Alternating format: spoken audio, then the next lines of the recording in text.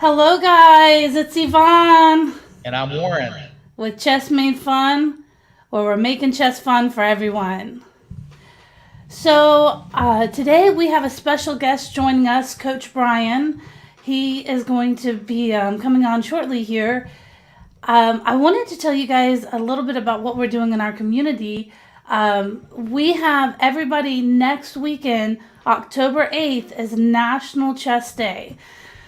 So we have a special live event planned for you guys on National Chess Day. We'll be starting the day off at our bakery that we play chess at, and having a special chess party with our community. And on November 5th, if you're local, we will have our first tournament. Details are to come, but it's going to be at the Dallas markets, and we're getting really excited and geared up for National Chess Day and our first tournament. The other day, me and Warren were playing chess at the Dallas markets, and the coolest thing happened. This videographer that was local came in and shot some video of our club and came up with a cute little video. Warren, do you remember anything special about that day? Well, it's one of the few times I actually won a chess game against you. Oh, he did win. Yeah, Yeah, that's good. Well, if you're being honest, you have won the past 11 games against me, right? all luck. We'll see. Well, let me go ahead and take us off. I'm going to play this video and show y'all what he put together for us. So give me just a second here.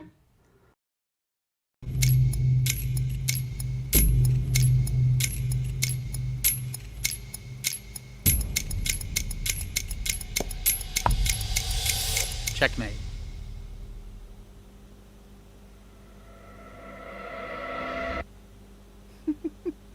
Good game.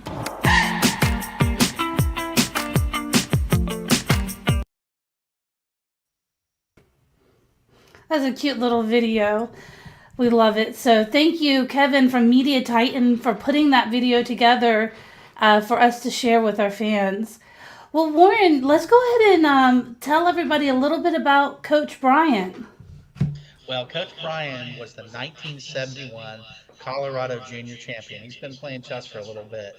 9-time Colorado State Champion, 3-time Colorado Senior Champion, 8-time Denver Open Champion, winner of the 2007 Kansas Open, won the 2015 North American Open in Stillwater, Oklahoma, while playing the longest game in Oklahoma history, 141 moves. He's a life master for 40 years, 1993 Massachusetts Blitz champion, wrote 30,000 chess emails, did YouTube chess videos with 20,000 plus views, won countless chess tournaments, co-authored a chess book called How to Play Chess Like an Animal, and also did podcasts and Twitch streaming. Also did chess commentary for Internet Chess Club, including Olympiads and the World Championship matches. Highest rating was 2340. So let's welcome Brian to the broadcast. Everybody. Hello, Coach Bryant. Thanks for joining us tonight. Thank you. Did we miss anything in your bio? You missed everything. Uh-oh. I just want to talk a little bit about myself. One of my favorite topics. I'm the oldest of 9 boys, no sisters. So we have a baseball team. 9-time state champion, 8-time Denver champion. 3-time senior champion, 1-time junior champion. I think you mentioned that. Right now I'm doing 40 move challenges, which means I play every legal move and have to win with all of them in a slow classical game of chess. And are these kids going to be asking me questions too, or? Well, we'll open it up to the audience. Anybody that has a question while we're streaming, feel free to drop it into the box, and we will put it up on the screen for you, Brian. Warren and Yvonne, are you going to edit the questions, or will I just choose? We won't edit anything. Okay, all right. Right now we don't have anybody on, but as soon as they come on and start Perfect. dropping those questions in, we'll let you know. Okay. Is anyone watching now, or? Not right now. You're good to go. Oh, good. Okay. They'll be watching the replay, though. So I write these chess emails, and we have a Tuesday night chess club and a Thursday night chess club. So I won 3 games in a row, and then I had one more game to go, and I thought I was in the bag, and I had the email written in my head how I won the junior championship 50 years ago, and they still can't stop me. And then I was, see, why was I late? Oh, the trains weren't running. So I got there with half my time gone. I lost to a 17-year-old master, and so don't count your chickens till they hatch. But I had my victory all pre-written in my head. Oh boy. That's okay. I taught those boys when they were 5. They're 2 teenage masters in Colorado called the McConnell boys. Oh yeah, well, I got cough drops and water. I have a funny story to tell you. I played in the Colorado Open. I beat a guy that 25 years ago he beat me and my girlfriend. So I got revenge like a quarter century later. And I apologized for my cough. He goes, "You had that cough 25 years ago."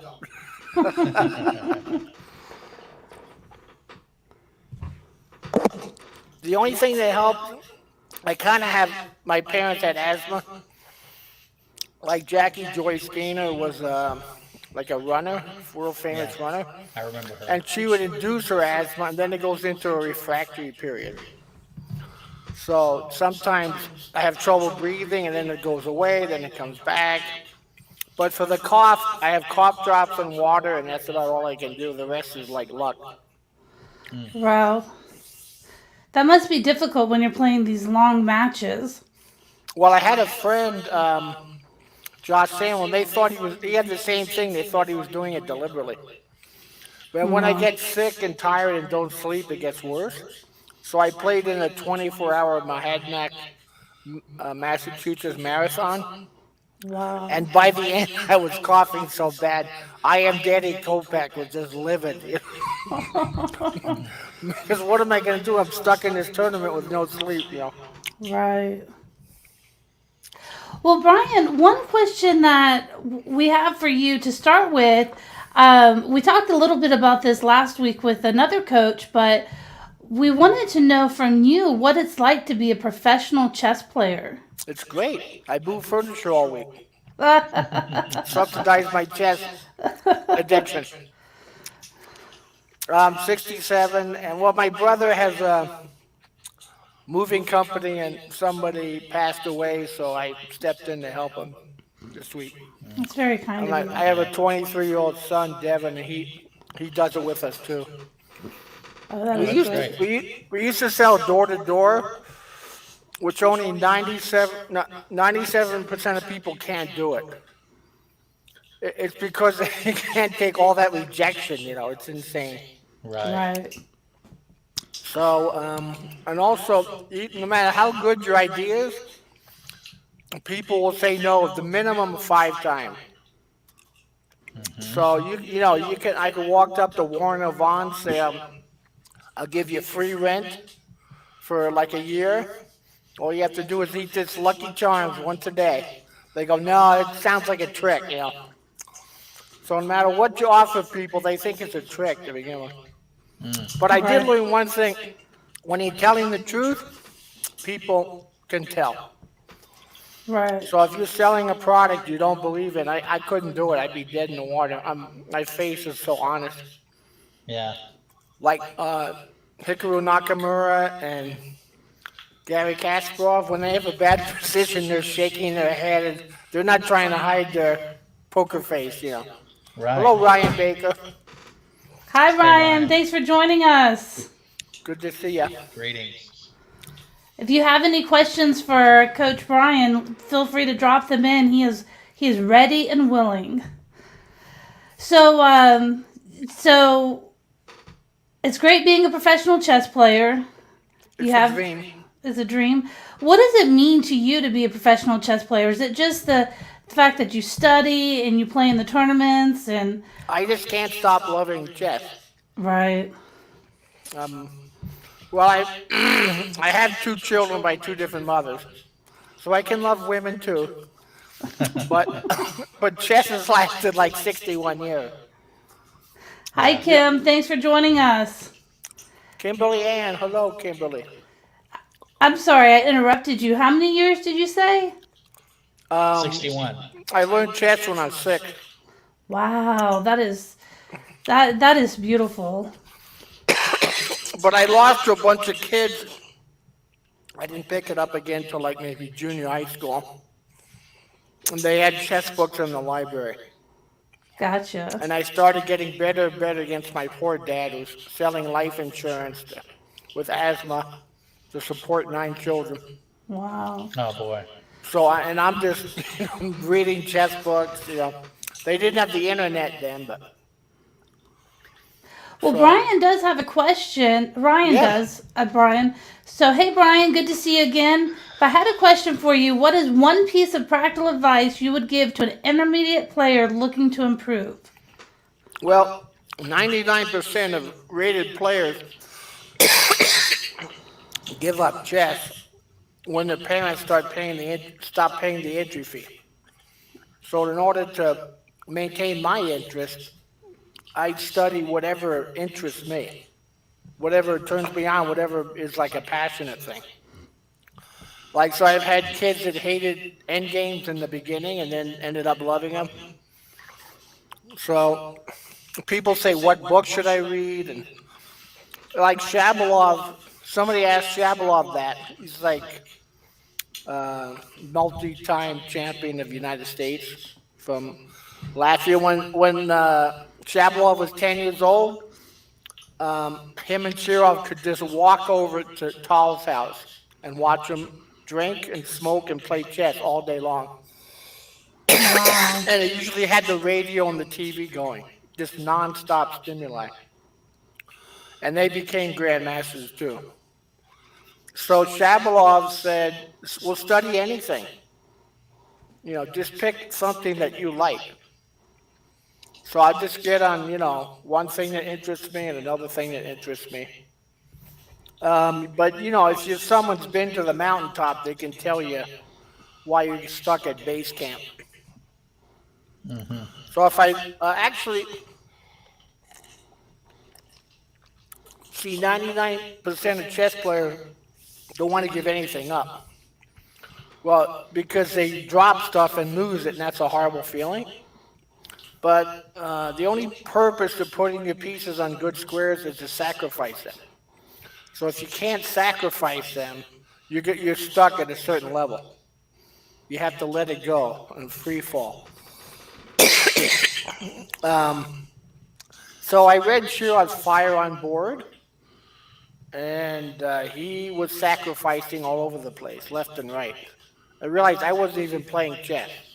I was Hmm. playing kind of cautiously. I would force myself to play gambits, but I felt miserable and uncomfortable. And then I started sacrificing so much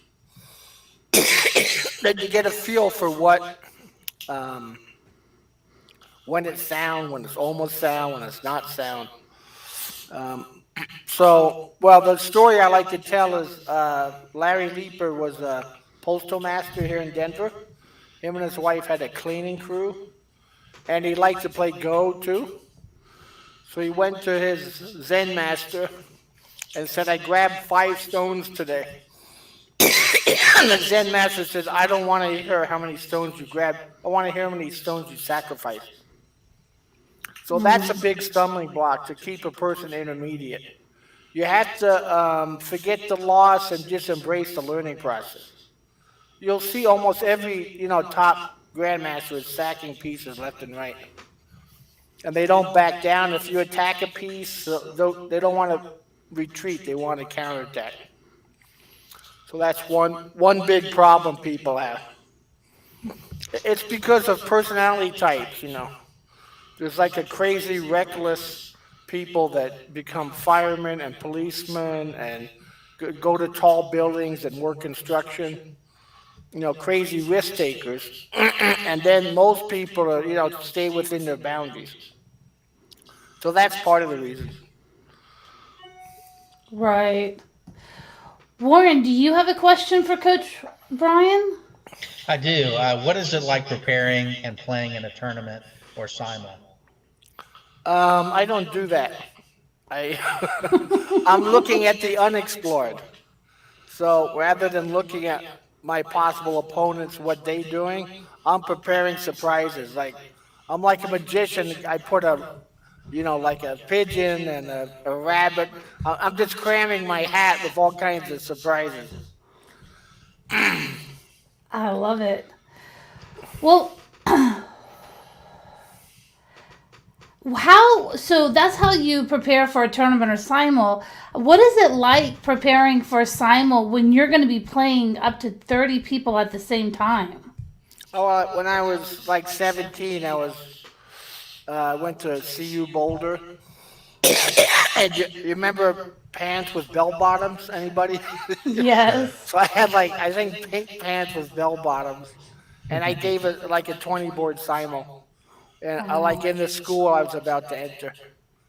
So and when I was in junior high, I beat my English teacher blindfold, Mr. Stefano, and he never forgave me. He never talked to me again. But I had my eyes covered, and he was in the lunchroom in front of all the students.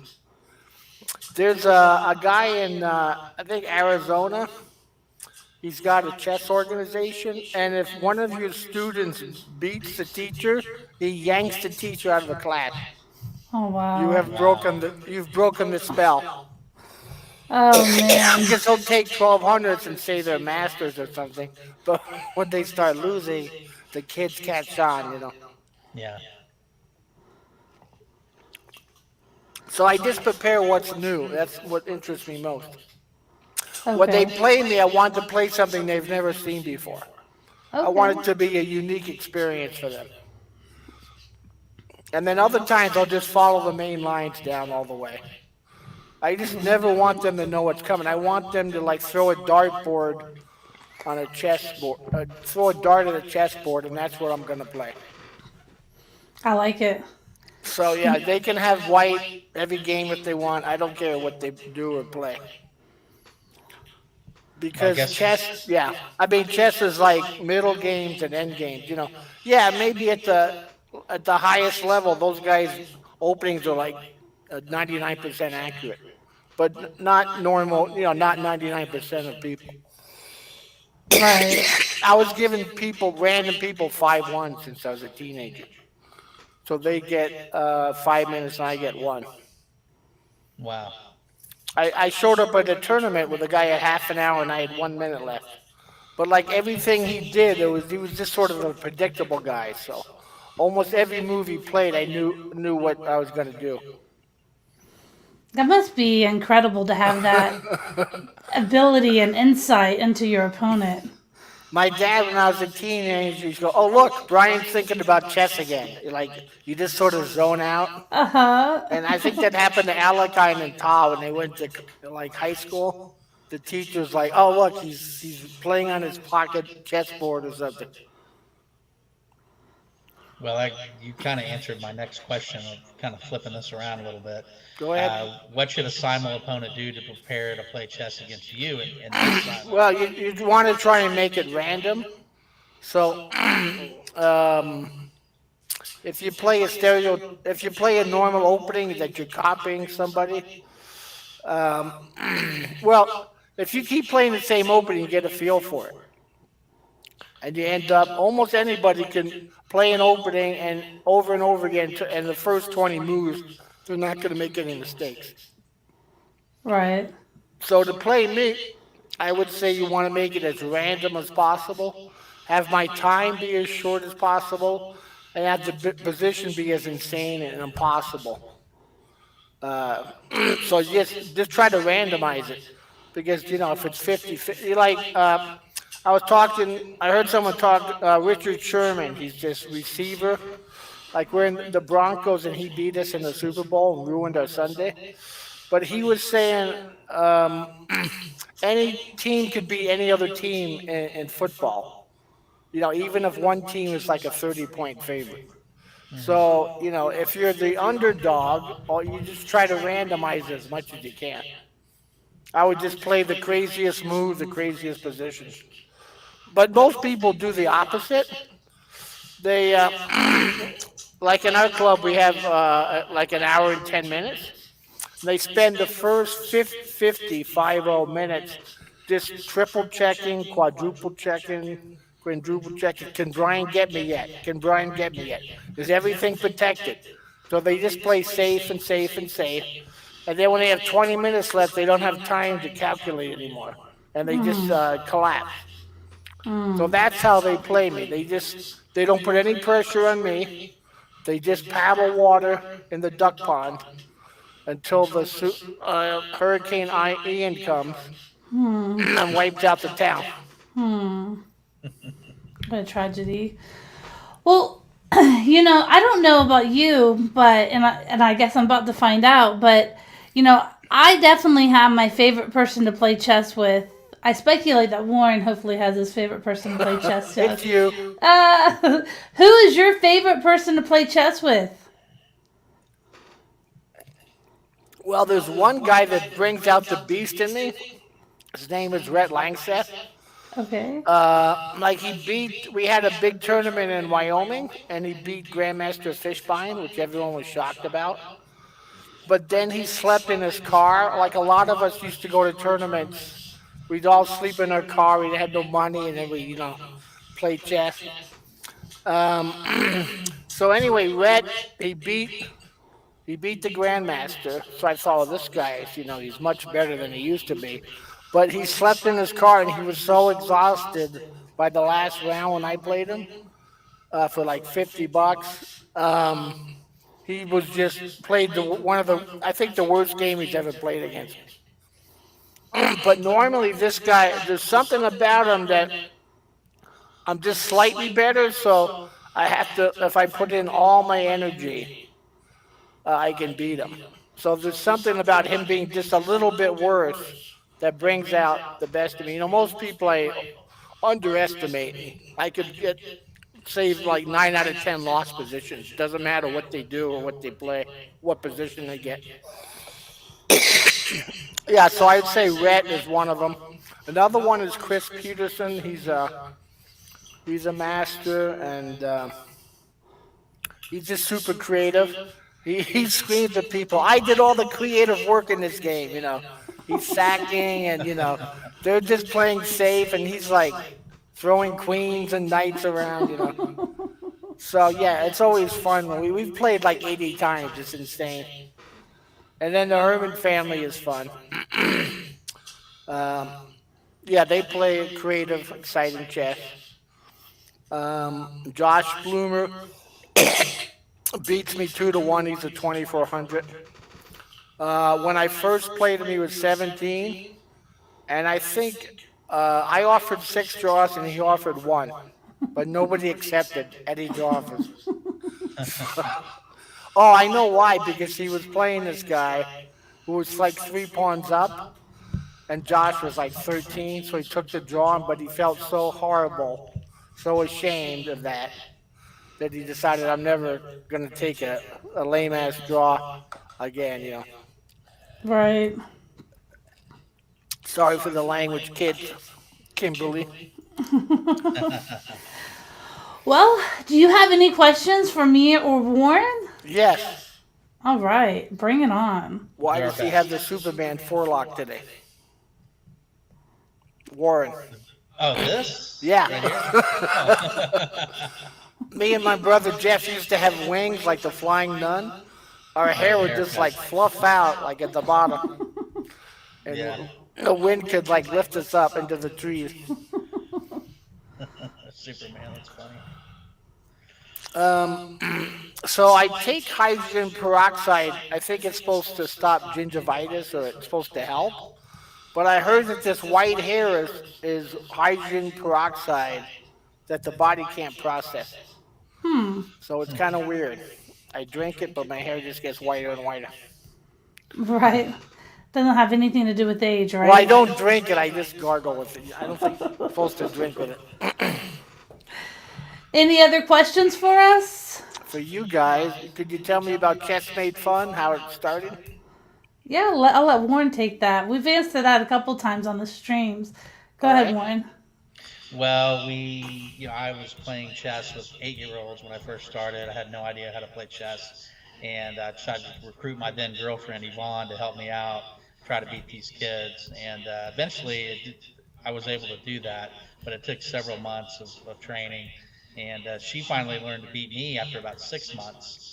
I Mm. didn't teach her all the rules at once. We just kind of took it slow. I didn't want to That's funny. chance anything. But that's basically how our relationship grew through chess, and we eventually Nice. did get married, and knew we wanted to do something with chess. We weren't exactly sure, but Chess Made Fun just kind of grew out of. Well, how was Chess Made Fun born? I know you gave a Well, talk. I took a FIDE developmental instructor class and ended up getting a job teaching in the after school system. And then Warren actually taught in the after school system too. And then we started volunteering with a hospice organization, going out and playing chess with seniors.